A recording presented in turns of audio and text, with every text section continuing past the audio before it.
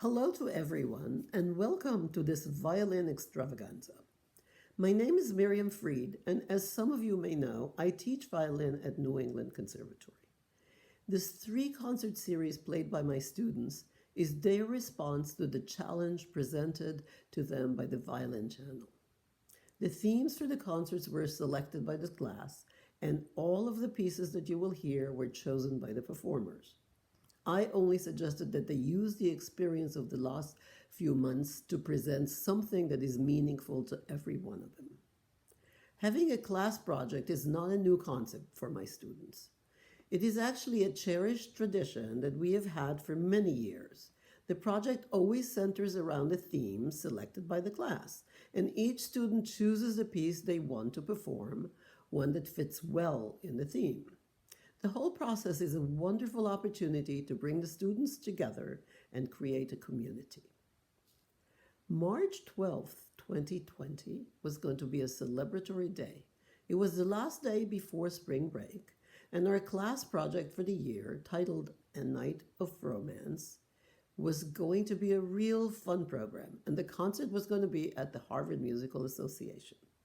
They had been very generous in providing us with their venue for several years, and the little party they always have for us afterwards was going to be a lovely send-off before the break. We were all looking forward to it. Except, just a day earlier, the world came to a sudden stop. Massachusetts had just issued warnings about COVID, and our school was closing for the remainder of the semester. There was much confusion in the air and quite a bit of agitation. Amazingly, the concert did take place, but during the party, instead of wishing each other a wonderful break, we were saying our goodbyes and wondering when we will see each other again. This was almost 9 months ago. The difficulties of life in the times of COVID have been varied and many, and each one of us has tried to manage as best as possible. COVID has been very difficult for musicians. The essence of what we do is share our music with an audience. It is the ultimate act of generosity, of giving, but it cannot exist without an audience. And that is exactly what was taken away from us by this pandemic. We are incredibly grateful to the Violin Channel for giving us the opportunity of sharing these concerts with you. It gave us the opportunity to continue our wonderful tradition and create a class project.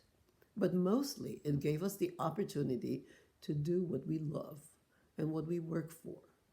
We offer you these concerts with generosity of spirit and in the hope that you enjoy the beauty of this music.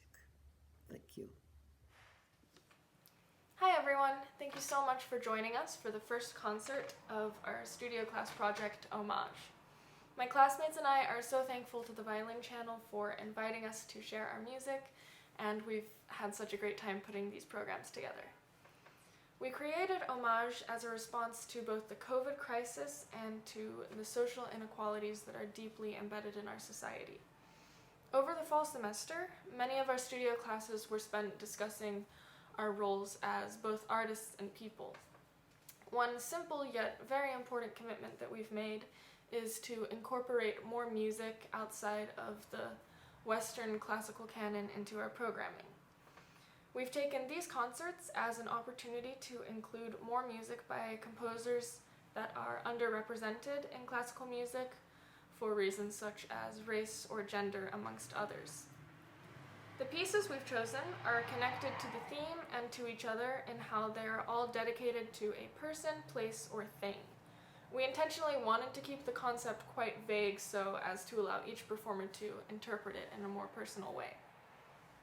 Tonight's program is the most traditional of the three and features works by Clara Schumann, Joachim, Emilie, Kreisler, Ysaye, and Chausson. Each performer will give an introduction to their piece, but the basic foundation for this program is centered around Joachim and Ysaye.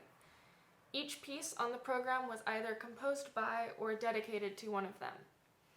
These dedications are symbols of admiration and friendship and demonstrate meaningful connections between people and artists. Personally, I find this sense of community to be especially poignant right now as we live through such a challenging and isolated time. We really hope you enjoyed the concert, and thank you so much again for tuning in. Hello, my name is Rachel Yee. I am 20 years old and I'm currently in my junior year. Today I will be performing for you Fritz Kreisler's Recitative and Scherzo. The Recitative and Scherzo is a unique work in that, unlike most of his well-known works that are arrangements or adaptations, this piece is composed purely by Kreisler. As the title suggests, this piece is composed of two large sections. The first section is the recitative, which can be defined as musically styled speech. It is divided into small sections, emulating how a singer would take breaths in between phrases. I interpret the character of the recitative as solemn and contemplative, taking one gesture introduced in the opening and expanding and elaborating as it goes on. The scherzo is a complete contrast to the recitative. With a bright and sparkling character, the scherzo opens with a playful motive, which then takes off in a wild whirlwind of a journey that will leave you breathless.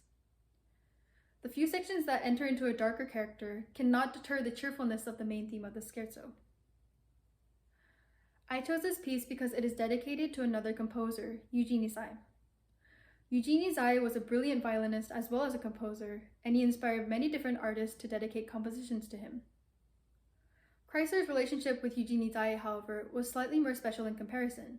They had a beautiful friendship, not letting competition get between them.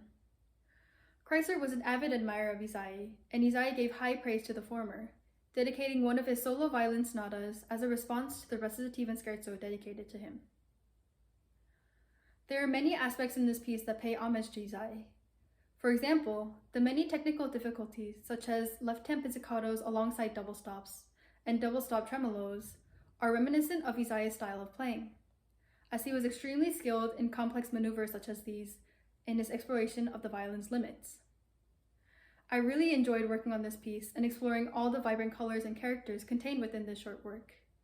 It is a great honor to be part of a wonderful project, and it was amazing to have the opportunity to perform for an audience once again. Thank you.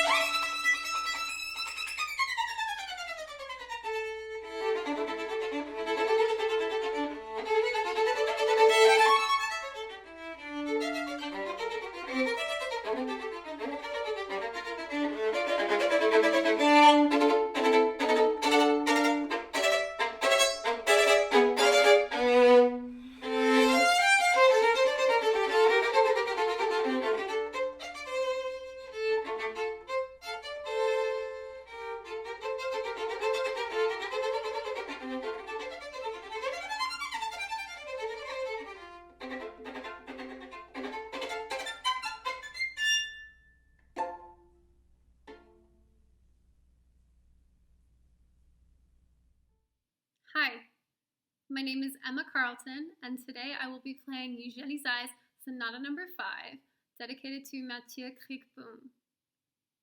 When we decided on the theme Hommage, the first composer who came to my mind was Ysaye. Ysaye wrote 6 solo sonatas, each dedicated to another famous violinist.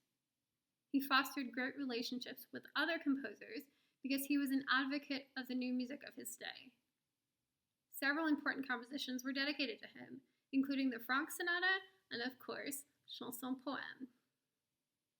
Kriegboom was a star violin student of Ysaye's, and Chausson's string quartet was actually dedicated to him. This sonata is in 2 movements. The first movement, L'aurore, or the dawn, is evocative of the awakening of a forest. I love this movement because of the serenity of the opening. The second movement, Danse rustique, or rustic dance, has a jovial character with a middle section with some material from the first movement. I loved learning this piece. Thank you for listening.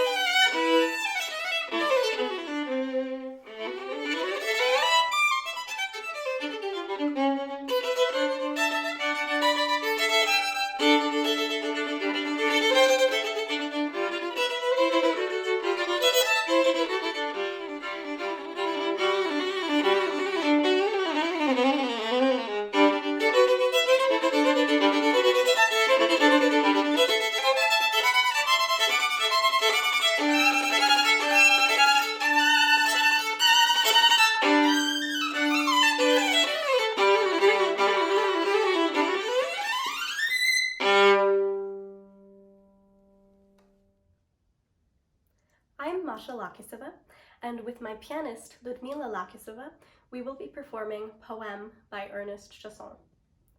Chausson dedicated this piece to his very close friend, Ysaye. Ysaye came to Chausson and asked him for a concerto, but Chausson was very critical of his own work, so he said, "I won't write you a concerto, but I will write you a piece." Chausson was very inspired by Turgenev's short story, The Song of Triumphant Love. In fact, at first he named his piece after that short story, but then he didn't want his audience to misinterpret his idea and believe that the piece was actually based on that short story. So he changed the name to Poème. Ysaye premiered this piece in 1896, and it was a huge success. This piece also happens to be one of my favorite ever written for the violin, and it truly manages to portray a mystical atmosphere and a wide range of emotions.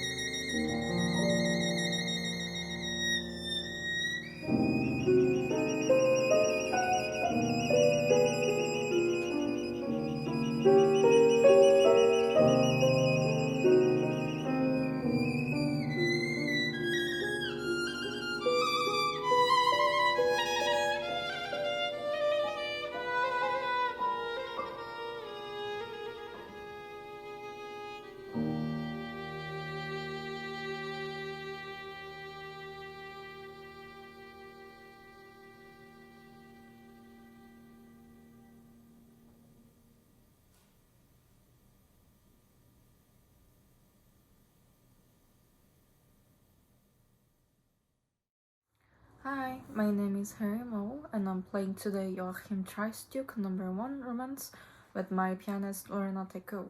Clara Schumann dedicated her romances to Joachim, and you will hear them played by Geneva Louise after me.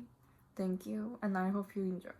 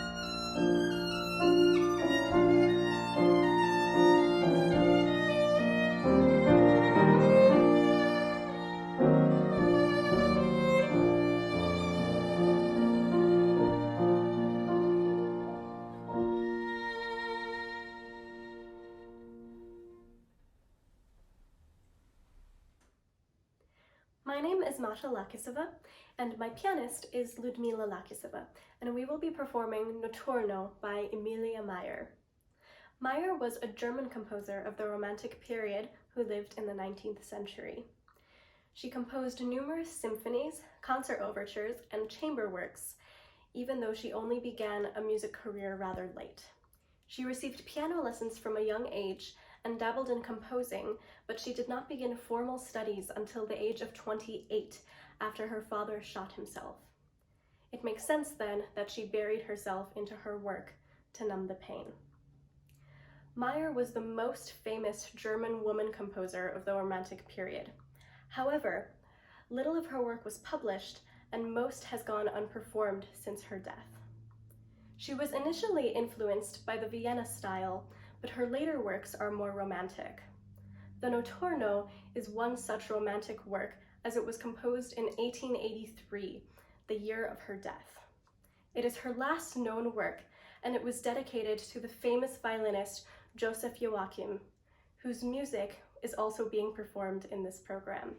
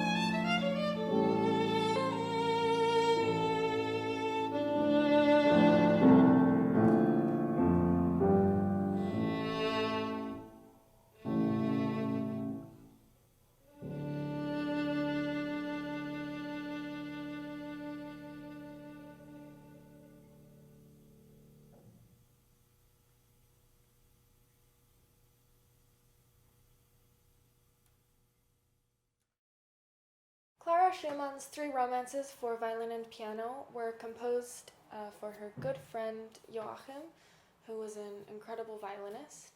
She wrote these pieces in 1853, and they were published in 1855, and the two of them actually toured with these pieces together, and the composition and their playing was very well received. Of course, Clara Schumann was also an unbelievable pianist and very renowned in her day. Being a woman in the 19th century meant that she was not supported in her composition endeavors, despite being a really remarkable talent with so much to say.